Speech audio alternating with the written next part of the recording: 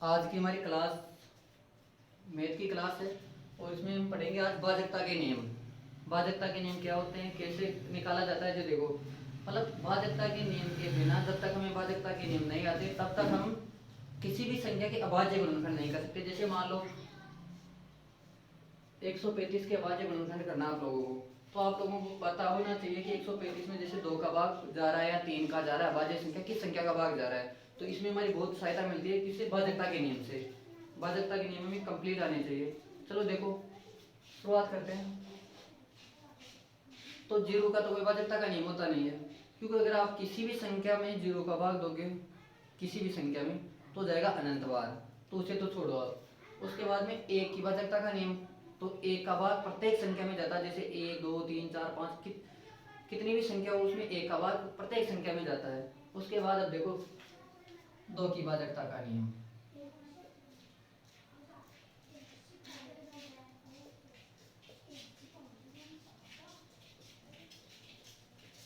दो की भाजकता का नियम होता है सम संख्या, प्रत्येक सम संख्या में 2 का भाग जाता है। तो आप या तो लिख लो इकाई का अंक 0 2 4 6 8 हो। जिस संख्या का इकाई का अंक 0 2 4 6 8 होगा उस संख्या में 2 का भाग जाएगा, चाहे वो संख्या कितनी भी बड़ी क्यों ना हो। जैसे मान लो मैं लिख दूं अब इतनी बड़ी संख्या में, जैसे मान लो आप लोगों से पूछा जाए कि इस बताओ ये 2 से विभाजित है या नहीं है, तो हमें सिर्फ इसका इकाई का अंक देखना है। इकाई का अंक है 6, तो इकाई का अंक 6, तो इस संख्या में 2 का भाग पूरी पूरी बार जाएगा, मतलब ये संख्या 2 से विभाजित है। या फिर आप लिख सकते हो प्रत्येक सम संख्या, अगर सम संख्या होगी तो 2 से विभाजित होगी। सम संख्या कौन सी होती है, जिसका इकाई का अंक 0 2 4 6 8 हो, वो प्रत्येक सम संख्या होती है। अब देखो 3 की भाजकता का नियम, मतलब कितनी भी बड़ी संख्या हो अगर इकाई का अंक देखना, हमें इस आगे की संख्या से हमें कोई मतलब नहीं है, हमें सिर्फ इकाई का अंक देखना। अगर इकाई का अंक 0 2 4 6 8 हो तो वो पूरी संख्या 2 से विभाजित होगी। देखो 3 की भाजकता का नियम,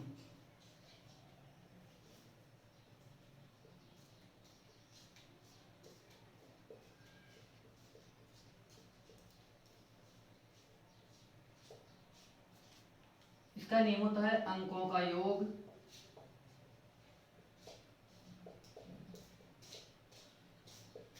3 से विभाजित हो।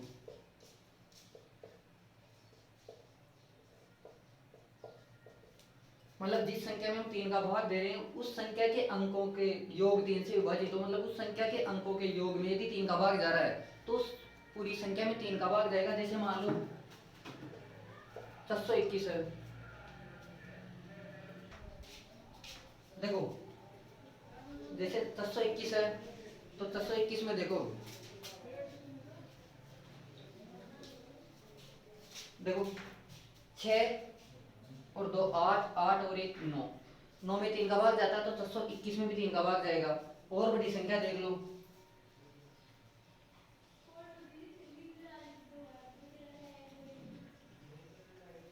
जैसे मान लो ये संख्या है, अब इस संख्या में 3 का भाग जा रहा है या नहीं जा रहा, मतलब 3 से विभाजित है या नहीं, तो इसके लिए वही 4 और 1 5, 5 3 8, 8 1 9, 9 और 6 15, 15 और 3 18, इसके अंकों का योग है 18 और 18 में 3 का भाग जाता है तो कंप्लीट संख्या में भी 3 का भाग जाएगा, मतलब ये संख्या भी 3 से विभाजित है। तो 2 की भाजकता का नियम, इकाई का अंक 0 2 4 6 8 हो तो वो संख्या या फिर सम संख्या, तो वो संख्या 2 से विभाजित होगी। और 3 की भाजकता का नियम देखो अंकों का योग, अब अंकों का किस अंकों का, जिस संख्या में हम 3 का भाग दे रहे हैं, तो अगर उनके अंकों का योग यदि 3 से विभाजित है तो वो संख्या भी 3 से विभाजित होगी। लिखो इसे। देखो अब 4 की भाजकता का नियम,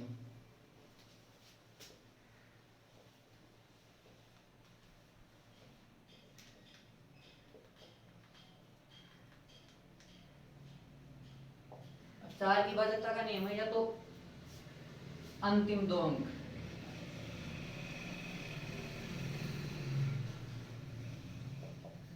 अंतिम दो अंक कौन कौन से, इकाई का अंक और दहाई का अंक, लिख लो ये भी। इकाई अर्धाएक अंक, अंतिम दो अंक या तो वो डबल जीरो हो या 4 से विभाजित हो।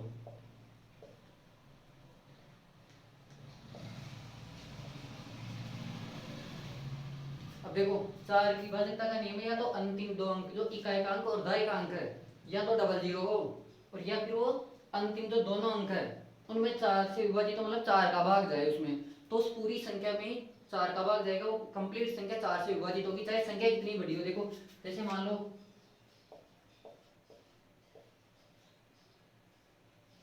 देखो संख्या हमारे पास, और अब इस संख्या में देखना है कि 4 का भाग जाता है या नहीं जाता। तो अंतिम दो अंक या तो डबल जीरो, तो सिर्फ हमें अंतिम दो अंक इस 80 से मतलब है, तो 80 में डबल जीरो तो नहीं है। अब देखना है कि ये संख्या 4 से विभाजित है या नहीं। तो अगर आप 80 में 4 का भाग दोगे तो 20 बार, मतलब एक कंप्लीट संख्या भी किससे विभाजित है, 4 से। जैसे छोटी संख्या देख लो, जैसे मान लो 2200 है। अब 2200 में अंतिम दो अंक देखो डबल जीरो है, तो ये संख्या 4 से विभाजित है। जैसे मान लो 216 है।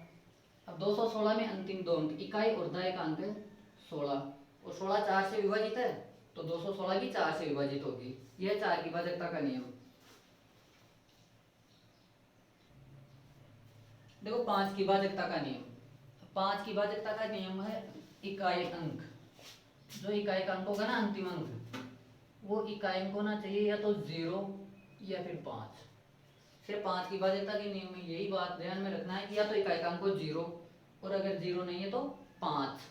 अगर ये दोनों है तो वो संख्या 5 से विभाजित होगी। जैसे मान लो 105 है, इकाई का अंक क्या है 5, तो ये संख्या 5 से विभाजित होगी। आगे की संख्या को हमें बिल्कुल भी नहीं देखना, इसमें इकाई का अंक क्या है 5, तो ये संख्या भी 5 से विभाजित होगी। इकाई का अंक क्या है 0, तो ये 410 भी 5 से विभाजित होगा। मतलब जिसकी इकाई का अंक, जिस संख्या के में इकाई का अंक 0 होगा या 5 होगा, तो कंप्लीट संख्या भी 5 से विभाजित होगी।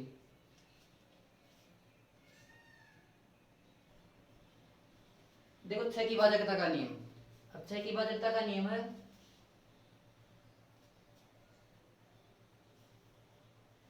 देखो संख्या 2 व 3 से विभाजित हो।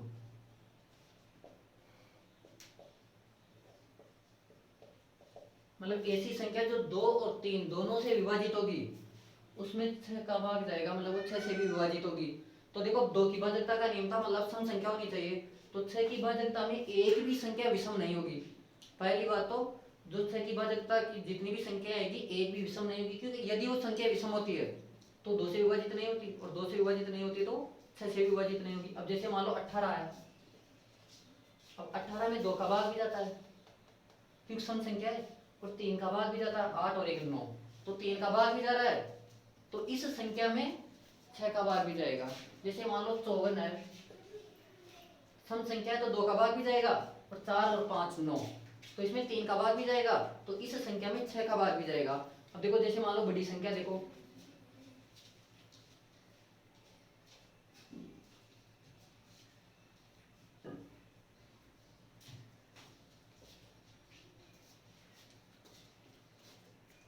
देखो इस संख्या में देखना है कि इसमें 2 का भाग जाता है, 6 का भाग जाता है या नहीं जाता।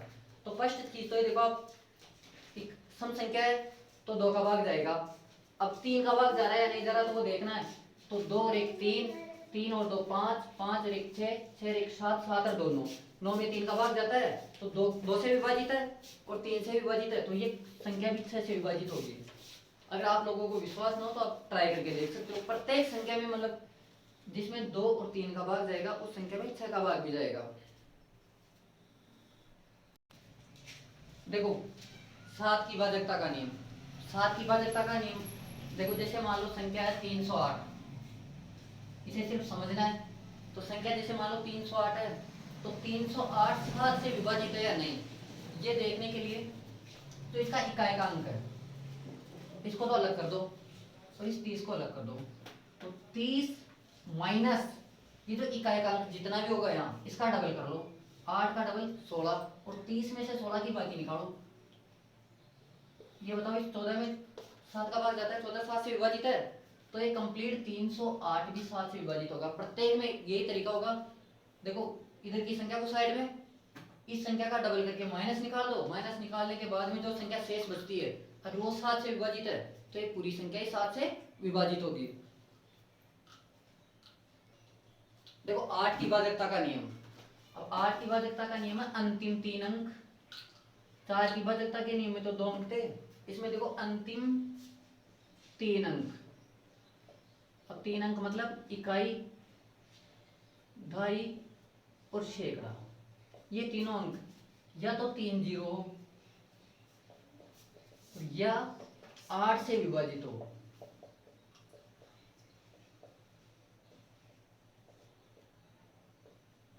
देखो किसी भी संख्या के लास्ट में या तो 3 जीरो आए लगातार, और अगर 3 जीरो नहीं है तो वो जो अंतिम 3 अंक है इकाई, दहाई, सैकड़ा, वो 8 से विभाजित हो तो संख्या 8 से विभाजित होगी। जैसे मान लो 54,512 है, अब हमें क्या पता कि इसमें 8 का भाग जाता है नहीं जाता, तो हमें क्या करना है अंतिम 3 अंक देख लो, इकाई, दहाई, सैकड़ा, इकाई, दहाई, सैकड़ा, ये जो 512 है इसमें 8 का भाग देकर देख लो। अगर 512 8 से विभाजित है तो कंप्लीट 54,512 भी 8 से विभाजित होगा। जैसे मान लो 8 का भाग दो, इसमें कितनी बार जा रहा है देखो,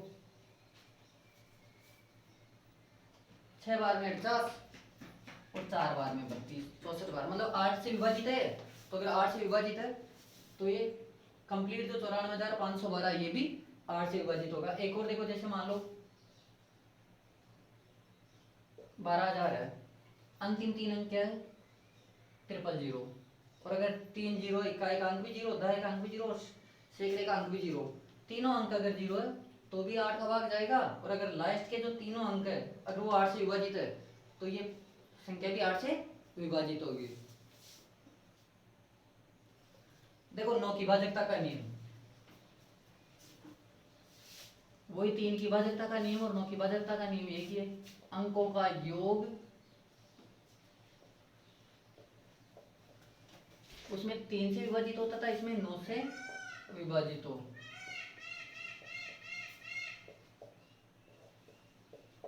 देखो अंकों का योग 9 से विभाजित हो, जैसे मान लो मैं संख्या लिख दूं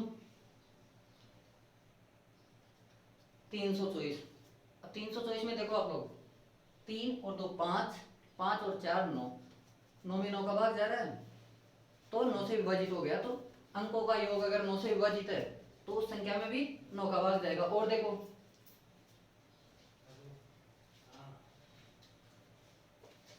जैसे मान लो 6,435 है, ये संख्या 9 से विभाजित है या नहीं है, ये देखने के लिए हम वापस अंकों का योग करेंगे। अगर अंकों का योग 9 से विभाजित है तो ये 6,435 भी 9 से विभाजित होगा। 6 और 4 10, 10 और 3 13 और 13 और 5 18, तो ये बताओ 18 में 9 का भाग जाता है, तो ये जो 6,435 है इसमें भी 9 का भाग जाएगा, ये भी 9 से विभाजित होगी। देखो लास्ट नियम है हमारा 10 की भाजकता का नियम, बहुत इजी है। तो इकाई का अंक 0, जिसमें लास्ट में 0 होगा उसी संख्या में 10 का भाग जाएगा। तो देखो जैसे मान लो 50 में लास्ट का अंक 0 है तो 10 का भाग जाएगा, मतलब इकाई का अंक 0 है। जैसे मान लो 200, तो हमें तो सिर्फ इकाई के अंक से मतलब है, तो इकाई का अंक 0 है तो इस संख्या में भी 10 का भाग जाएगा। तो जो हमारी भाजकता का नियम का जो टॉपिक था वो कंप्लीट हो गया। आगे कल अगला टॉपिक पढ़ेंगे, ठीक है।